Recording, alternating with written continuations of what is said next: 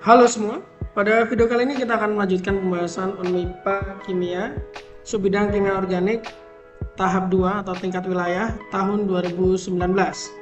Mari kita lihat dulu soalnya. Ini adalah soal nomor 2, terdapat 2 poin ya, A dan B. Untuk video kali ini kita akan memfokuskan pada soal poin A saja. Mari kita baca dulu soalnya. Tuliskan reagen A sampai F yang tepat untuk reaksi transformasi senyawa berikut ini. Ini ada skema reaksinya ya. Kita akan mulai dari yang A terlebih dahulu. Kalau kita lihat reaksi berikut, terdapat perubahan ini ya. Awalnya dia punya rangkap, kemudian setelah bereaksi rangkapnya hilang, tapi ketambahan OH. Ini merupakan reaksi adisi. Nah, untuk reaksi adisi penambahan OH itu ada beberapa cara. Yang pertama adalah menggunakan H2O pada suasana asam, kemudian menggunakan merkuri, dilanjutkan NaBH4, kemudian alternatif ketiga adalah BH3 dalam THF dilanjutkan dengan H2O2 bersama NaOH. Kita akan bahas satu persatu sehingga kita nanti bisa menentukan reagen mana yang paling cocok untuk reagen A ini. Kita mulai pembahasannya dari alternatif reagen pertama yaitu H2O pada suasana asam. Karakteristik dari reaksi adisi ini adalah adisi Markovnikov, kemudian membentuk karbokation, kemudian terjadi penataan ulang karbokation jika memungkinkan. Langsung saja kita mulai analisanya. Pertama, ini adalah reaktannya. Kita tambahkan dengan H+, maka ikatan rangkap ini akan menangkap H+, dia akan menempel di C yang ujung dan membentuk karbokation di C1-nya. Sehingga jadi seperti ini. Kemudian, apakah dia mungkin terjadi penataan ulang? Syarat terjadinya penataan ulang adalah terbentuk karbokation yang lebih stabil. Oh iya, anyway, urutan kestabilan karbokation adalah sebagai berikut ya. Kestabilan karbokation itu adalah karbokation tersier lebih stabil dibanding sekunder, lebih stabil dibanding primer. Nah, untuk karbokation yang terbentuk ini merupakan karbokation sekunder. Kenapa sekunder? Karena karbokationnya mengikat 2C. Kalau mau penataan ulang, maka ada skema yang harus dipilih, mindah CH3 atau mindah H-. Untuk C di samping karbokation yang telah terbentuk, itu kan di sini ya. Di atas ini ada CH3, ini ada CH3, dan ada satu lagi H. Nah, karena ada H di sini, maka untuk melakukan penataan ulang, yang akan dipindah adalah H-nya. Jadi H akan pindah ke C karbokation, sehingga nanti C karbokation ini menjadi CH2, sedangkan C yang telah melepaskan H, C yang di sampingnya ini akan menjadi karbokation. Hasil penataan ulangnya adalah sebagai berikut. Nah, kita lihat ya, ini adalah karbokation yang baru. Kalau dianalisa karbokation ini merupakan karbokation tersier. Mengapa demikian? Karena dia mengikat 3 atom C, 1, 2, 3, maka dia tersier. Tersier lebih stabil daripada sekunder, maka penataan ulang akan terjadi. Nah, kalau sudah terjadi penataan ulang, terbentuk karbokation yang paling stabil, langkah selanjutnya adalah H2O, ini kan baru H+ yang kita pakai ya. H2O akan mengisi atau menyerang karbokation dan melepas H+, sehingga akan nempel OH pada karbokation sebagai berikut. Nah, kalau kita tuliskan ulang seperti ini ya teman-teman ya. Mari kita bandingkan antara produk dan hasil produk kita. Kalau di soal produknya OH di ujung kanan, tapi kalau di tempat kita OH-nya di C ini ya, di C ketiga dari kanan. Jadi ini tidak sama, sehingga otomatis reagen yang dimaksud untuk reaksi ini adalah bukan H2O suasana asam. Selanjutnya, mari kita analisa untuk reagen kedua. HgOAc 2 kali dilanjutkan NaBH4. Ini disebutnya juga reaksi oksimerkurasi demerkurasi. Polanya adalah dia merupakan adisi Markovnikov, tapi tidak ada penataan ulang. Nah, kita lihat mekanismenya. Ini reaktannya, kemudian akan ketambahan oleh HgOAc 2 kali, akan menjadi seperti ini teman-teman. OH akan berada di C yang lebih tengah, kemudian yang di ujung akan ada merkurinya. Ini namanya oksimerkurasi. Kemudian tahap selanjutnya adalah demerkurasi, NaBH4. Nah, NaBH4 ini sebenarnya salah satu H-nya ini minus. Jadi H- ini nanti akan menyerang C yang mengikat merkuri, sehingga merkurinya lepas terganti oleh H. Ini namanya demerkurasi. Nah, ini produk yang dihasilkan. Kalau kita bandingkan dengan produk yang di soal, produk di soal itu OH-nya di ujung kanan.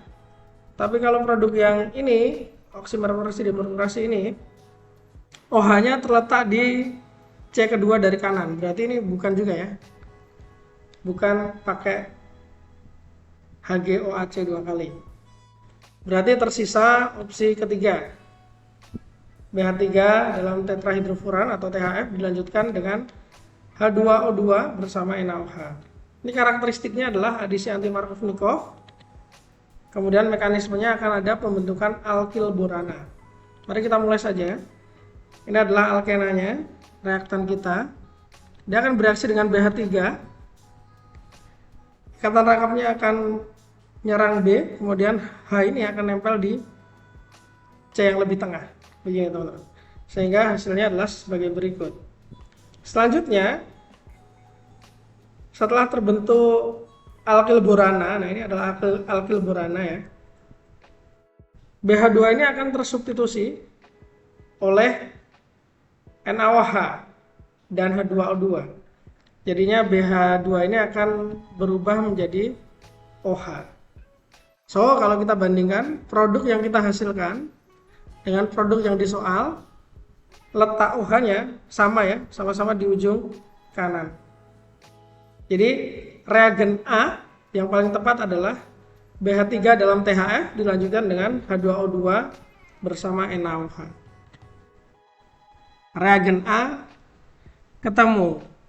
Sekarang kita lanjutkan untuk reaksi selanjutnya menemukan reagen B. Kalau reagen B ini kita lihat OH berubah menjadi Br ya. Ini merupakan reaksi substitusi. Untuk mengubah OH menjadi Br itu ada beberapa cara. Yang paling umum ada dua cara, yaitu menggunakan HBr atau menggunakan PBr3. Dua-duanya bisa, teman-teman bisa pilih aja. Tapi kalau kita ambil referensi dari buku Solomons, ketika kita menggunakan HBr, maka yield reaksinya yang dihasilkan mencapai 95%. Sedangkan kalau pakai PBr3, yieldnya 55 sampai 60%. Sebenarnya ini sama-sama tinggi yieldnya. Teman-teman bebas mau pilih yang mana, tapi kalau di video kali ini saya pilih HBr karena yieldnya lebih tinggi. Reagen B adalah HBr. Selanjutnya adalah reaksi untuk mencari reagen C. Kalau kita lihat di sini yang berubah adalah Br menjadi CO2H atau COOH. CO2H ini karboksilat ya. Nah, sepertinya tidak ada reagen yang bisa langsung mengganti Br menjadi COOH. Mungkin ada, tapi tidak umum gitu ya. Jadi kita akan menggunakan jalur reaksi dua tahap. Tahap pertama nanti kita akan melepas Br dan menambah atom C. Setelah menambah atom C, kita ubah atom C itu supaya menjadi COOH. Jadi nanti kita akan dapatkan karboksilat ya. Salah satu reaksi yang bisa dipakai adalah menggunakan KCN, reaksi substitusi ya. Jadi CN ini nanti akan menyerang C yang mengikat Br, Br-nya akan terlepas. Sehingga Br-nya akan berubah menjadi CN. Nah, supaya CN ini menjadi COOH, kita bisa lakukan hidrolisis. Nanti kalau hidrolisis, ikatan antara C dan N ini akan kepecah, C-nya menjadi COOH, N-nya menjadi NH3. Begitu teman-teman. Nah, jadi untuk reagen C ini adalah reaksi dua tahap. Tahap pertama ditambah KCN, tahap kedua tambah H2O suasana asam. Substitusi, kemudian hidrolisis.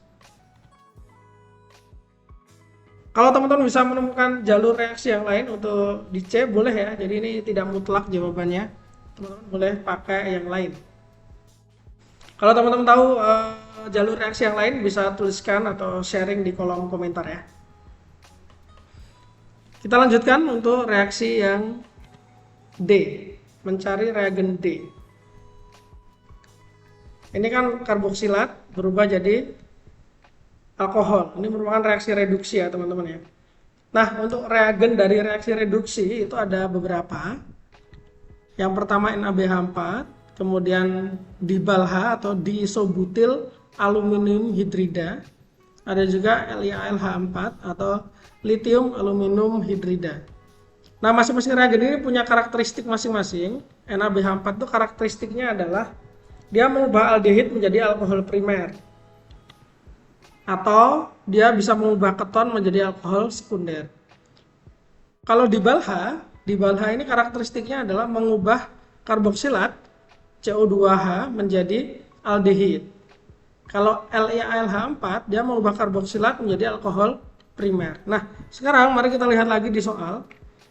Perubahan yang terjadi adalah ini awalnya CO2H itu adalah karboksilat. Yang ini OH alkohol, tapi alkoholnya berada di C ujung ya, maka dia disebut sebagai alkohol primer.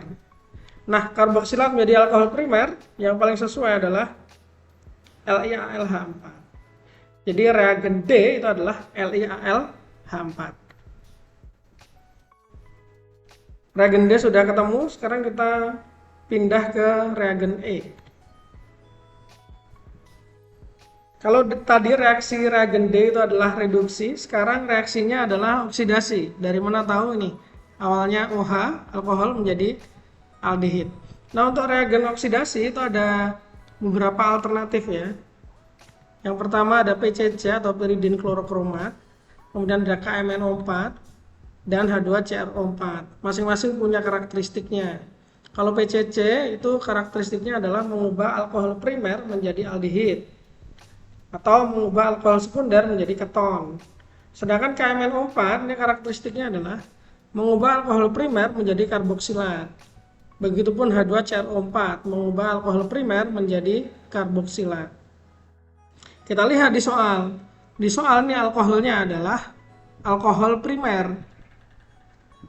Yang dihasilkan adalah aldehid. Maka reagen yang paling sesuai adalah PCC, piridin klorokromat. Reagen E sudah kita temukan. Sekarang tinggal reagen terakhir, reagen F. Ini yang diubah adalah CHO menjadi di sini CH3 ya sebenarnya. Meskipun tidak ditulis. Nah, ini CH3. Ini yang hilangkan O-nya ya. Kalau penghilangan O itu juga reaksinya reduksi. Tapi untuk kasus ini spesial, reduksi dari CO menjadi CH2 itu bisa memakai dua reagen. Reagen yang pertama Wolff-Kishner. Reagen yang kedua adalah reagennya Clemmensen, yaitu ZnHg disertai HCl. Perbedaan keduanya adalah di suasana. Kalau reduksi Wolff-Kishner dia pakai hidrazin kan, dia suasananya basah. Sedangkan Clemmensen ini ada HCl-nya, maka dia suasananya asam. Sebenarnya teman-teman bebas mau milih yang mana, hasil reaksinya akan sama. Tetapi di sini saya memilih Clemmensen. Kenapa? Kalau Wolff-Kishner itu kan suasana basah ya. Suasana basah itu bisa memicu